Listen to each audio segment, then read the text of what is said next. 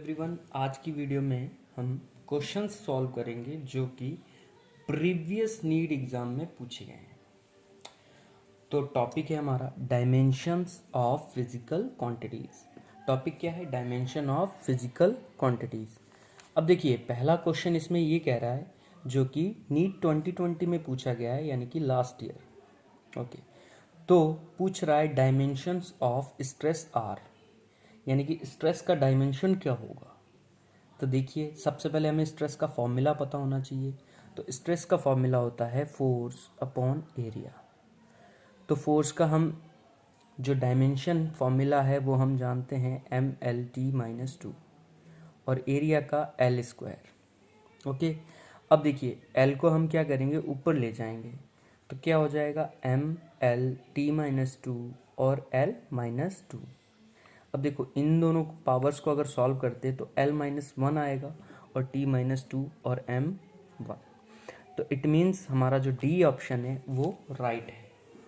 Okay guys, तो students हमारा जो नेक्स्ट क्वेश्चन है वो है the pair of quantities having same dimension, यानी कि हमारे पास पेयर दे रखे हैं और उनकी क्वांटिटीज कैसी है? सेम है।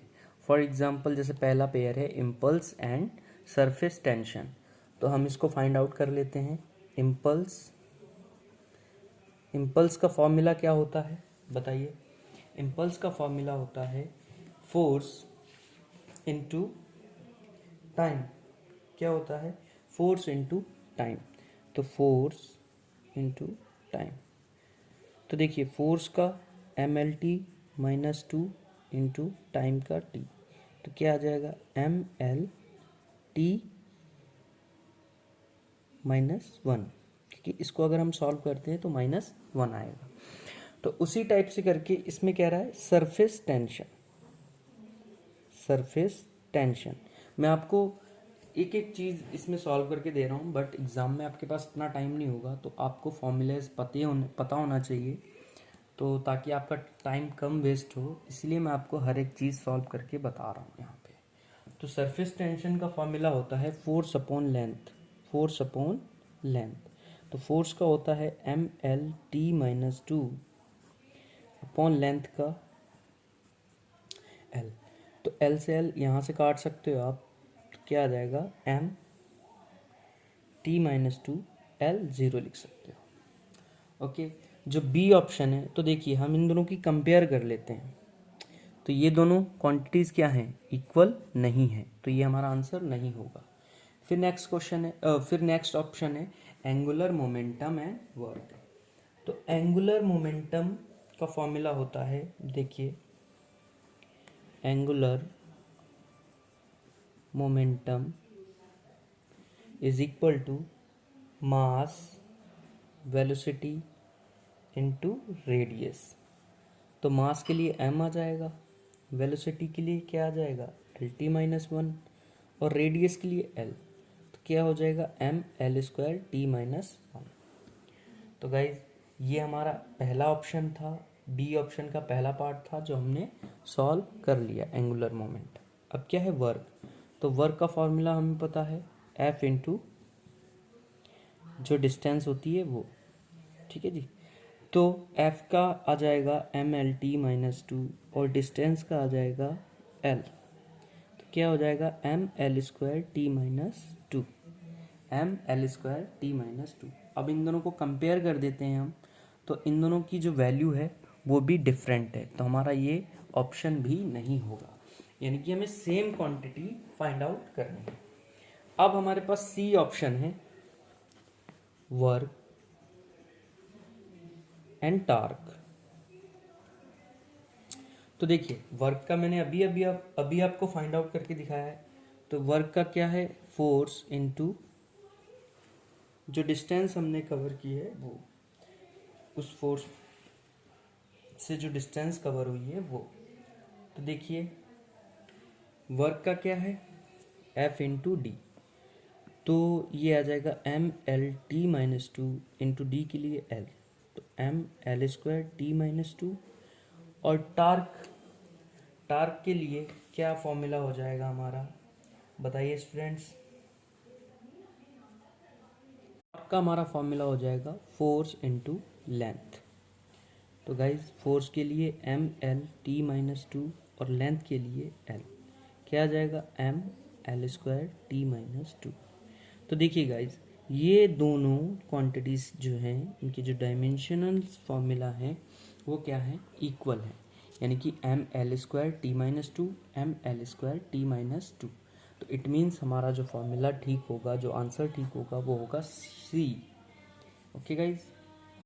हेलो स्टूडेंट्स, अब जो हमारा नेक्स्ट क्वेश्चन है वो ये कह रहा है कि which two of the following 5 physical parameters have the same dimensions. यानी कि हमारे पास 5 पैरामीटर्स दे रखे हैं, तो उनमें से दो की क्वांटिटी यानी कि दो की जो डायमेंशनल फॉर्मूला है वो क्या है, इक्वल है।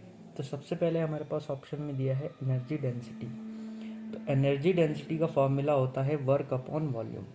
तो वर्क का फॉर्मूला होगा M L square T minus two upon volume के लिए एल 3। अगर हम इसको ऊपर ले जाएंगे एल को, तो M L square T minus two और एल माइनस 3 हो जाएगा। अब इन दोनों की पावर्स को अगर हम सॉल्व करें तो M L minus one T minus two. Okay, हमने पहले वाले का निकाल लिया। अब बी ऑप्शन है रिफ्रैक्टिव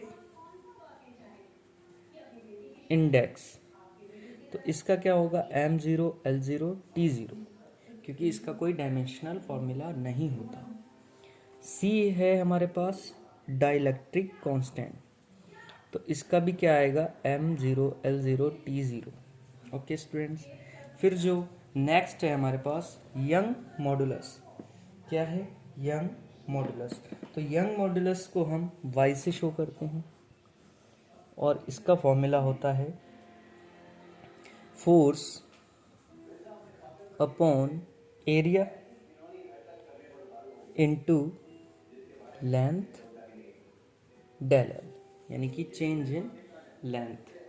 तो ये लेंथ हो गई ऊपर और ये क्या हो गया, चेंज इन टू लेंथ। तो क्या कैसे फाइंड आउट करेंगे फोर्स का, M L T minus two, L का एल, लेंथ के लिए एल आ जाएगा और एरिया के लिए एल स्क्वायर और डेल एल के लिए एल। तो क्या हो जाएगा M L to the power two T minus two L to the power three.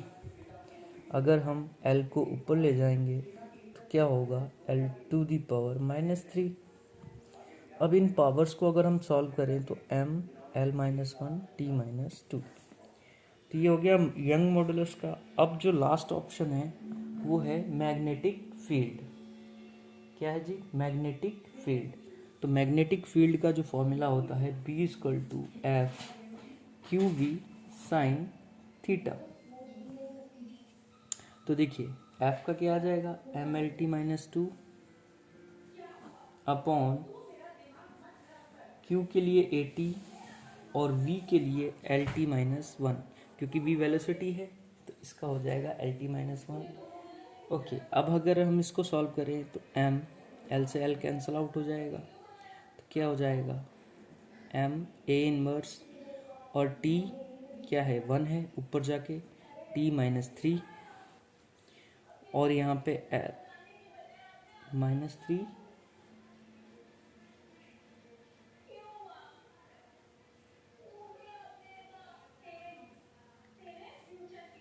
और ऊपर टी एक बार प्लस हो जाएगा। देखिए M A inverse T minus two हो जाएगा इन दोनों की पावर्स को सॉल्व करने पर और एल की ज़ीरो।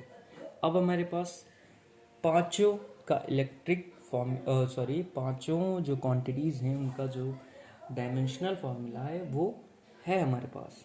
तो देखिए पहले हमने निकाला था एनर्जी डेंसिटी का, तो उसका फॉर्मूला आया था M L minus one T minus two और फिर हमने यंग मॉडुलस का निकाला था तो वो भी M L minus one T minus two. तो इट मीन्स कौन कौन सी क्वांटिटीज सेम है, ये और यंग मॉडुलस। तो ऑप्शन में 1 और 4 आना चाहिए, तो हमारा ए ऑप्शन राइट है। हमारा नेक्स्ट क्वेश्चन है dimensions of resistance in an electric circuit, यानी कि हमें रेसिस्टेंस का क्या निकालना है, डायमेंशनल फार्मूला निकालना है in the term of dimension of mass m, यानी कि मास m के टर्म में आना चाहिए, ऑफ लेंथ l, लेंथ के टर्म में आना चाहिए, of time t, end of current I, और करंट की फॉर्म में भी आना चाहिए। तो उसका फॉर्मूला क्या होगा? तो सबसे पहले हम क्या करेंगे कि रेसिस्टेंस का फॉर्मूला पता होना चाहिए। तो रेसिस्टेंस का फॉर्मूला आता है ओम्स लॉ में। तो ओम्स लॉ के अकॉर्डिंग V इक्वल टू क्या होता है, R I. V equal to R I, जहाँ पे V क्या है, वोल्टेज है, और R क्या है, रेसिस्टेंस, और I क्या है, करंट। तो हम यहाँ से I की वैल्यू को फाइंड आउट कर लेंगे, सॉरी R की वैल्यू को फाइंड आउट कर लेंगे। तो R इक्वल टू क्या हो जाएगा, V अपॉन I। अब V वोल्टेज है, तो वोल्टेज का फॉर्मूला होता है W upon Q, W upon Q। तो देखिए W हो गया वर्क, तो वर्क का फॉर्मूला होता है डायमेंशन ml² t-2, और Q क्या होता है, Q equal to I into T. तो क्या आ जाएगा, अब देखिए हमें इसी फॉर्म में दिखाना है, I की फॉर्म में भी दिखाना है और टाइम की फॉर्म में भी दिखाना है। तो हम क्या लिख देंगे उसको, IT, Q equal to I T, क्योंकि हमें I की टर्म में इस फॉर्मूले को फाइंड आउट करना है। तो ये वाली वैल्यू मैं यहाँ रख सकता हूँ। तो V equal R equal to V upon I. तो क्या हो जाएगा students, ml² t-2 upon R upon I T, ये इसका V की वैल्यू हो गई, और इसके अपॉन में क्या आएगा, I, इसके अपॉन में क्या आएगा, I। तो देखिए स्टूडेंट्स, अब क्या करेंगे, ml² t-3 आ जाएगा। इसको अगर मैं I को ऊपर ले जाऊं और इस I को ऊपर ले जाऊं तो I² हो जाएगा। I² को अगर मैं ऊपर ले जाऊं तो I-2 हो जाएगा। तो ये हो गया आंसर। तो ये किस ऑप्शन में है, ये हमारे ऑप्शन में दिया हुआ है कि ml² t-3 और I-2। तो ये सी ऑप्शन हमारा ठीक हो गया। तो देखिए स्टूडेंट्स, हमारा नेक्स्ट क्वेश्चन क्या है कि the dimension of universal gravitational constant are. तो उसको फाइंड आउट करना है। तो हम जानते हैं यूनिवर्सल कांस्टेंट क्या होता है, जी। तो सबसे पहले हम फॉर्मूला फाइंड आउट करते हैं जी का। तो जी का फॉर्मूला क्या होता है, G is equal to force into distance का square upon mass into mass. और ये फार्मूला हमने किस फार्मूले से फाइंड आउट किया है ये भी बता दे रहा हूँ मैं। ये एक फार्मूला होता है F equal to G m1 into m2 upon R square. तो जहाँ यहाँ से मैंने क्या किया, जी की वैल्यू को फाइंड आउट कर लिया। ओके गाइज, अब हमें इस फार्मूले में पुट करते हैं सारे जो डायमेंशनल फार्मूला हैं। जैसे फोर्स इसका होता है mlt-2, ठीक है। डिस्टेंस है तो लेंथ आएगा का स्क्वायर और अपॉन मास m, और इसका भी मास m। तो स्टूडेंट्स देखिए ml² हो जाएगा, सॉरी क्यूब हो जाएगा, क्योंकि पावर में 2 है और 1 3 हो गया। और अब t-2, ओके, और अपॉन में है m², अपॉन में क्या है, m² है। तो इस m² को हम क्या करेंगे, ऊपर ले जाएंगे, m² को ऊपर ले जाएंगे। तो लेके जाइए ml⁻³ t-2, तो m-2 आ जाएगा। क्या आ जाएगा, m-2। अब देखिए यहाँ पावर 1 है तो यहाँ 2 में से एक पावर जाएगी तो माइनस का बचेगा m-1 l⁻³ और t-2। तो ये हमारा क्या आ गया, डायमेंशनल फार्मूला आ गया।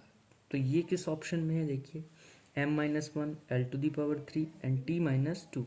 ये हमारा ऑप्शन ए जो कि राइट हो गया। स्टूडेंट्स, हमारा नेक्स्ट क्वेश्चन है the dimension of Planck's constant equal to that of energy, momentum, angular momentum and power. तो स्टूडेंट्स, सबसे पहले हमें क्या निकालना है, प्लांक कांस्टेंट का फॉर्मूला। देखिए, प्लांक कांस्टेंट को h से शो करते हैं, ठीक है, और इसका फॉर्मूला होता है energy upon frequency, energy upon frequency. तो एनर्जी जो होती है, हम फर्स्ट ईयर में पढ़ चुके हैं कि एनर्जी की जो वैल्यू होती है वो वर्क के इक्वल होती है, और फ्रीक्वेंसी जो होती है उसका फॉर्मूला, फ्रीक्वेंसी का जो फॉर्मूला होता है वो 1 टाइम होता है। तो 1 टाइम यानी कि टी इनवर्स लिख सकता हूँ इसको।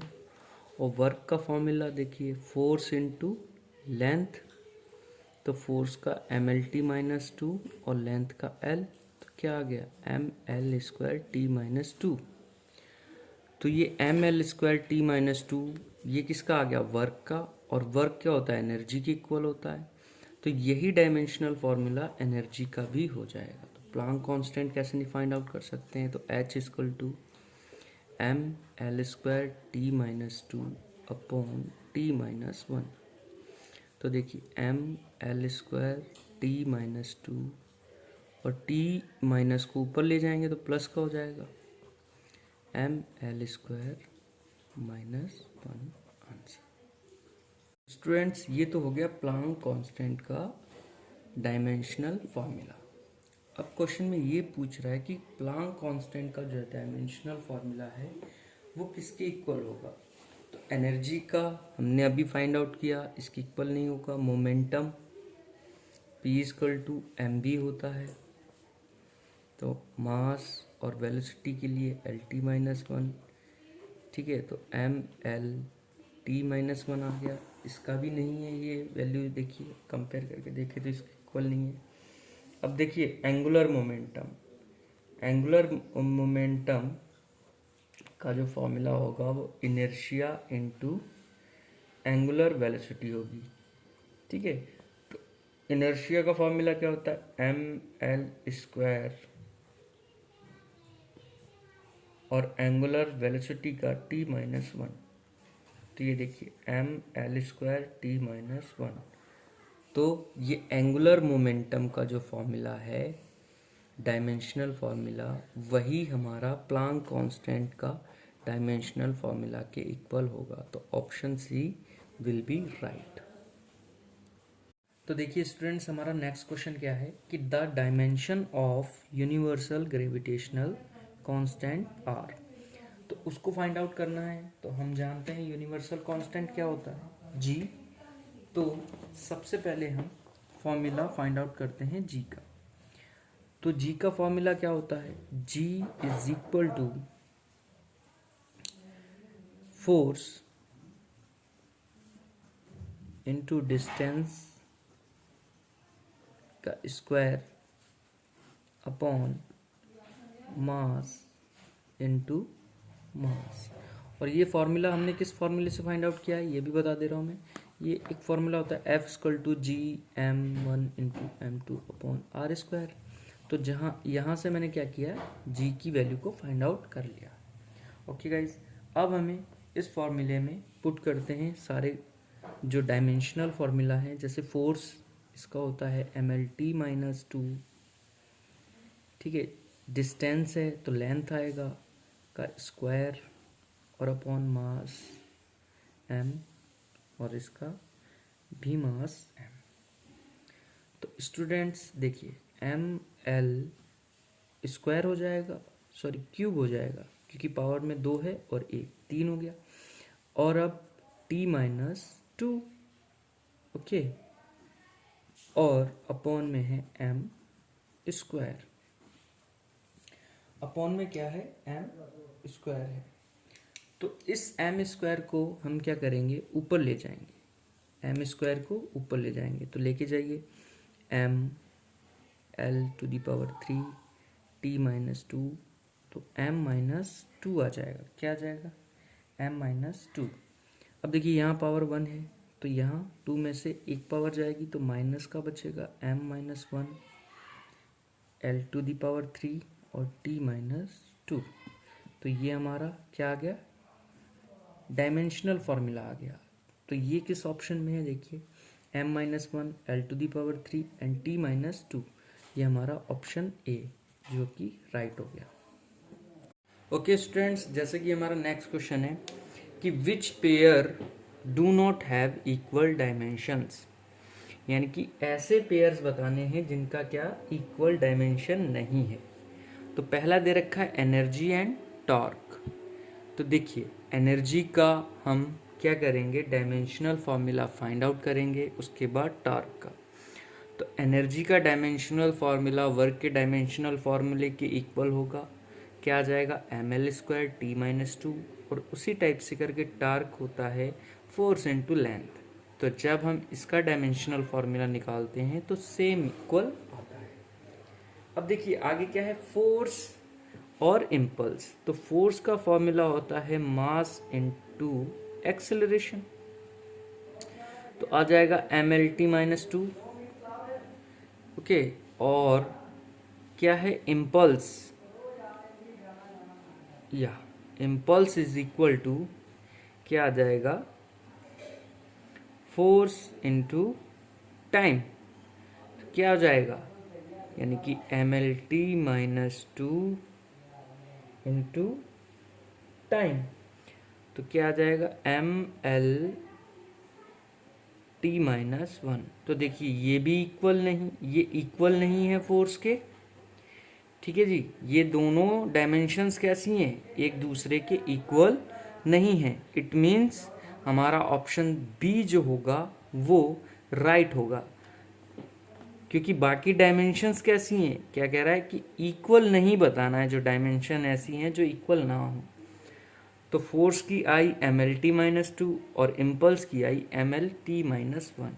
तो इट मीन्स हमारा answer B is right. Okay students,